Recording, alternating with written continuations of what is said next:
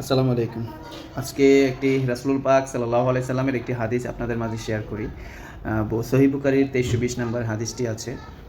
রাসূল পাক সাল্লাল্লাহু আলাইহি সাল্লাম বলেছেন, কেউ ফসলের জমি আবাদ করলো এবং কোনো ভালো ফলমূলের গাছ রোপণ করলো, ছায়াযুক্ত গাছ রোপণ করলো, সেটার থেকে পশু পাখি সেই ক্ষেত থেকে ফসল খেলো, খাবার খেলো, আবার অন্য কোনো প্রাণী খাবার খেলো।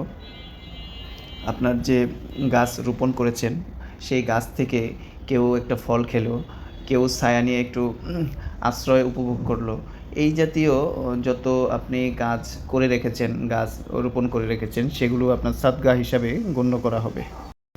আপনি যত ফল ফলাদির গাছ রোপণ করেছেন, ছায়াযুক্ত গাছ রোপণ করেছেন, ফসলাদি আবাদি জমি রোপণ করেছেন, এর থেকে যারা উপকৃত হয়েছে ফসল খেয়ে, সব কিছুই সাদকা হিসাবে গণ্য করা হবে।